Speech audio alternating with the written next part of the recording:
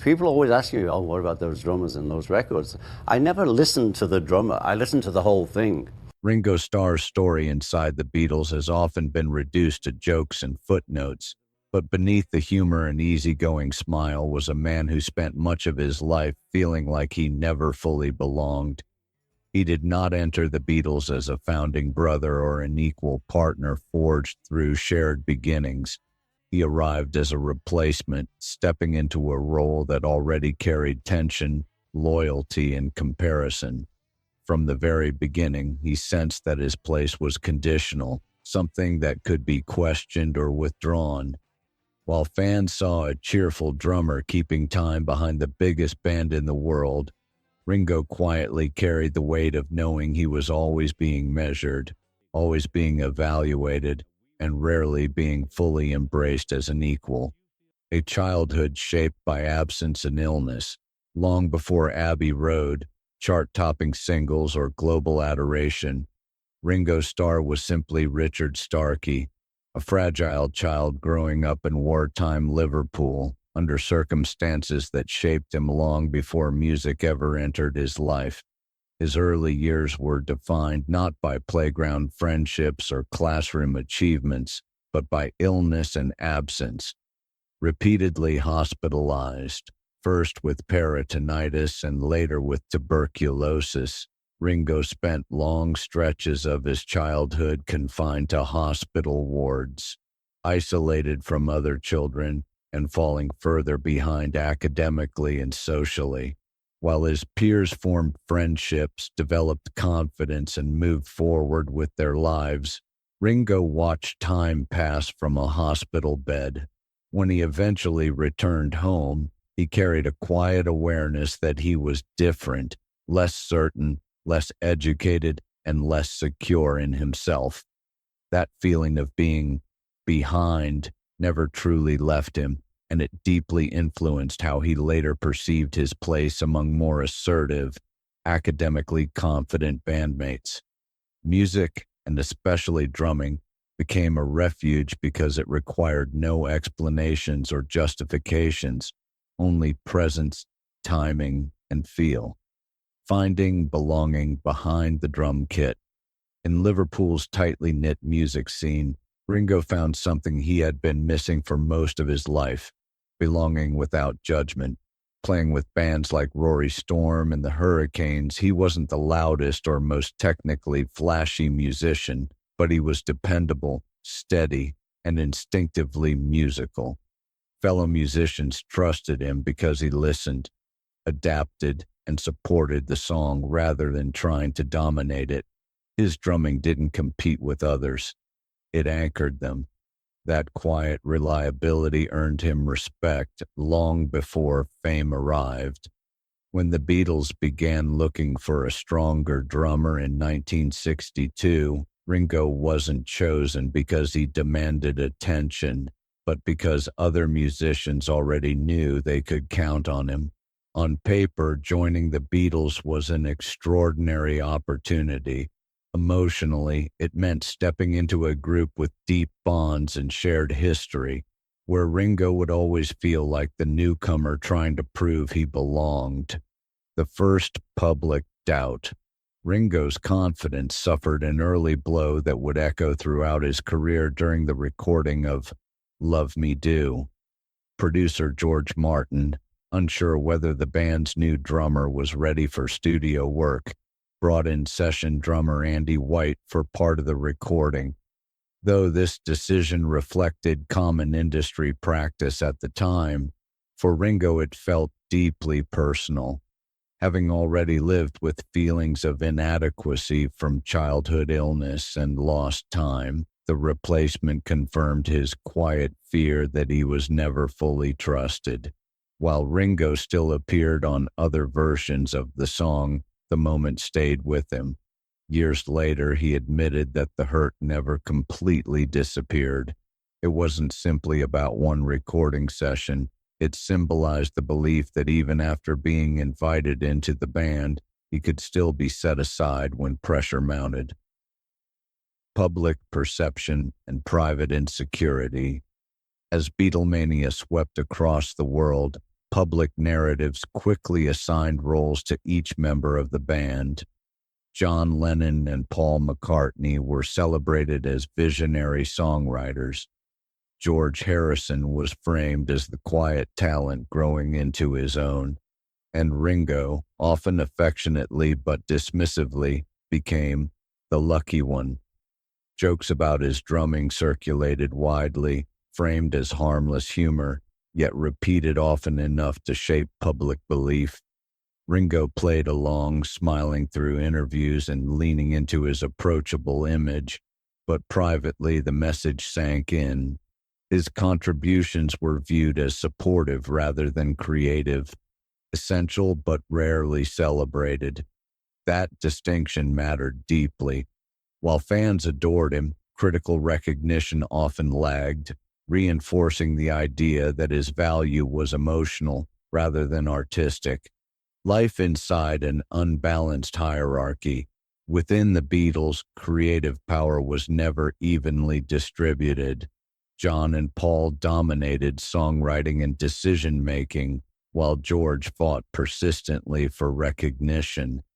Ringo's role was different. He was the emotional stabilizer, the one who smoothed tensions and kept the rhythm steady, both musically and personally.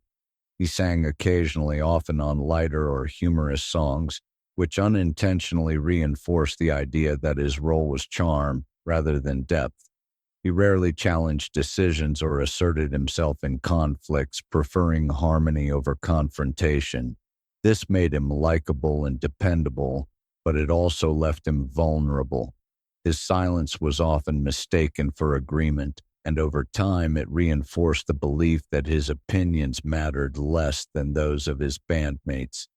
Losing the band's anchor, the death of manager Brian Epstein in 1967 marked a turning point for the Beatles and for Ringo personally. Epstein had acted as a stabilizing force, managing conflicts and ensuring that creative disagreements didn't become personal fractures. Without him, the band entered a period of uncertainty and internal power struggles. For Ringo, who valued structure and clarity, the loss was deeply unsettling. He didn't crave authority or control. He wanted stability and direction. Instead, he found himself navigating a group increasingly divided by ambition, insecurity, and unresolved tension, with no mediator to keep things balanced. Paul McCartney and the Weight of Perfection.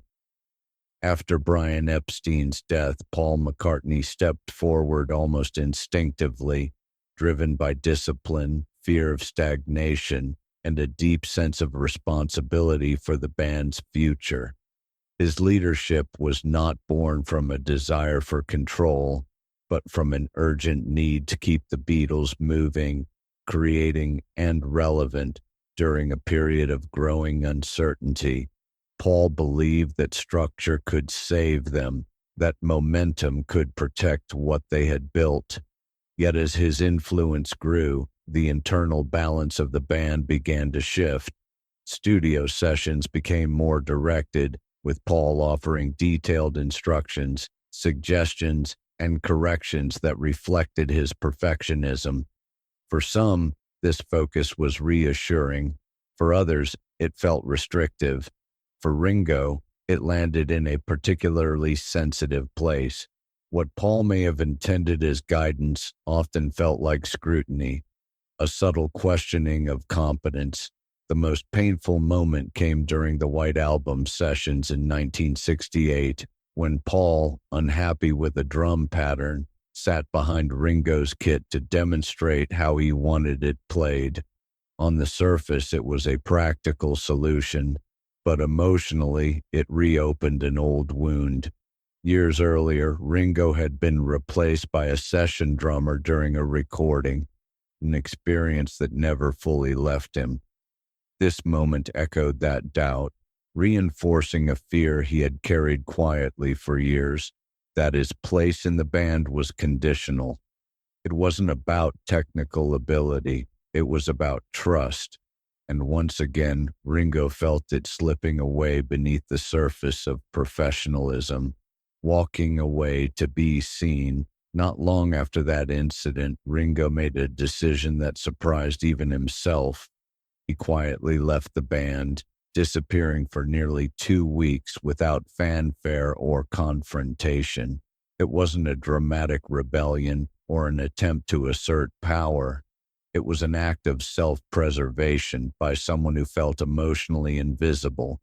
Ringo later admitted that during this period he believed the others might be happier without him, that perhaps he had outlived his usefulness within the group. The silence wasn't meant to punish anyone.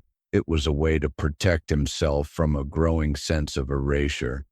Eventually, the remaining Beatles reached out, assuring him that he was deeply valued and missed. When Ringo returned, he found his drum kit decorated with flowers, a simple but heartfelt gesture meant to welcome him back and ease the tension. The moment carried genuine warmth, and for a time, it restored a sense of belonging.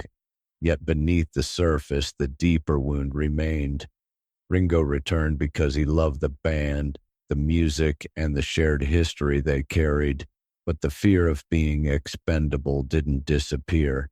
It lingered quietly, shaping how he listened, how he played, and how much of himself he allowed to surface. John Lennon and a shifting center. John Lennon occupied a uniquely important place in Ringo's emotional world, serving as both a creative force and an emotional anchor within the band. Ringo admired John not just for his talent, but for his honesty, his rebellious spirit, and his ability to articulate feelings others struggled to name. For years, John's unpredictability was balanced by camaraderie and shared experience, a sense that no matter how chaotic things became, the core of the band remained intact.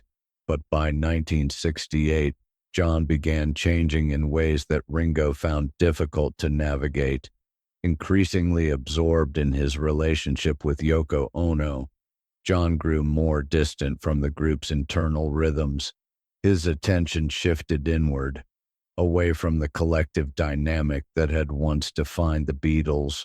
For Ringo, this change wasn't about jealousy or disapproval. It felt like loss. The John he relied on for connection, reassurance, and emotional grounding seemed to be slipping away. In a band already strained by creative and personal tension, John's emotional withdrawal left Ringo feeling unmoored, unsure of where he stood in a group that was rapidly redefining itself. When the circle changed. The Beatles had always functioned as a closed creative circle, four individuals negotiating a shared vision through compromise, conflict, and deep familiarity. That balance depended on unspoken boundaries and mutual protection. When Yoko Ono became a constant presence in the studio, the dynamic shifted in ways Ringo found disorienting. His discomfort was not rooted in resentment toward Yoko herself, but in the way John no longer shielded the group's internal equilibrium. Conversations that once involved four voices now felt altered, with decisions increasingly shaped by influences outside the original circle. When disagreements arose, John's loyalty to Yoko was absolute, leaving Ringo feeling sidelined and uncertain of his role. Moments that once felt collaborative began to feel predetermined, reinforcing a growing sense that his influence was shrinking. For someone who valued harmony and emotional balance, the change was deeply unsettling. The band no longer felt like a shared refuge, but a shifting landscape where familiar ground was disappearing beneath his feet. Ringo remained present, continued to play, and fulfilled his role with professionalism. But internally, he was mourning the loss of the circle that had once made him feel whole. Unresolved feelings and sudden loss. Despite growing tensions, Ringo never stopped caring deeply for John. In 1980, the two briefly reconnected in New York, sharing laughter and familiar warmth that recalled earlier days. It was a moment of quiet reconciliation, suggesting that healing was still possible. Just weeks later, John was gone. The shock of his death left Ringo with unresolved emotions and conversations that would never happen. Resentment gave way to grief, and silence replaced any chance for closure. For Ringo, the loss was not just of a bandmate, but of a brother whose approval had always mattered. The promise of stability after chaos. In the wake of Epstein's death, the Beatles' business affairs became increasingly chaotic, leading to the arrival of Alan Klein. To Ringo, Klein initially seemed like a solution, someone confident, assertive, and willing to protect the band's interests. Unlike polished executives, Klein spoke plainly and promised loyalty. John trusted him first, followed by George and Ringo, longing for stability, agreed. He later explained that he simply wanted someone who would fight for them. What he didn't realize was that Klein's influence would deepen existing divisions rather than heal them. Divisions turned permanent. What had once been internal disagreement within the Beatles hardened into something far more damaging under Alan Klein's management, turning creative tension into lasting division. Paul McCartney's refusal to sign with Klein created an immediate fault line, separating him from John, George, and Ringo, who moved forward believing they were choosing protection and stability. What followed was a slow unraveling of trust. Meetings that had once been about music became tense and adversarial, filled with suspicion rather than collaboration. Long-standing friendships strained under the weight of legal language and competing loyalties. When Paul ultimately sued to dissolve the Beatles' partnership, the emotional impact went far beyond contracts and courtrooms. For Ringo, who had always valued unity over control, the lawsuit felt like the final confirmation that the band he loved no longer existed as a shared entity. The Beatles didn't simply break up, they fractured in ways that reshaped how each member understood loyalty, friendship, and loss, leaving emotional wounds that would take decades to soften, realizing the cost of trust. As the early 1970s unfolded, it became increasingly clear that Alan Klein's promises had masked serious mismanagement and manipulation. Financial discrepancies emerged, contracts were questioned, and trust eroded further as investigations revealed how deeply Klein had acted in his own interest. For Ringo, the realization was painful and humbling. Like John and George, he understood that his desire for stability had led him to place faith in the wrong person at the worst possible moment. The regret went beyond money. It was the recognition that by aligning with Klein, the band had lost its final chance to protect itself from internal collapse. Klein came to symbolize not just a failed manager, but a moment when fear and uncertainty outweighed communication and care. For Ringo, this period reinforced a lifelong lesson about trust, that seeking security without clarity can sometimes cost more than enduring uncertainty together. Questioning his own worth. In the aftermath of the Beatles' breakup, Ringo Starr entered one of the most introspective periods of his life. Without the protective identity of the band, old jokes and dismissive narratives about his role felt louder and harder to ignore. He found himself revisiting long-standing insecurities, wondering whether he had truly earned his place among musical giants, or whether he had simply benefited from proximity to extraordinary talent. These doubts were not fleeting, they lingered quietly, resurfacing during the moments of isolation and creative uncertainty. Yet time, distance, and perspective slowly began to shift that internal dialogue. Musicians who worked with Ringo outside the Beatles recognized something critics often missed: his instinctive sense of timing, his ability to serve the song rather than his ego, and his rare musical empathy. He wasn't a showman, but he was essential. Gradually, Ringo began to see himself not as the weakest member of a legendary band, but as a foundational presence whose value lay in consistency, intuition, and feel, recognition long overdue. As the years passed, recognition for Ringo's contributions arrived from unexpected but deeply meaningful places.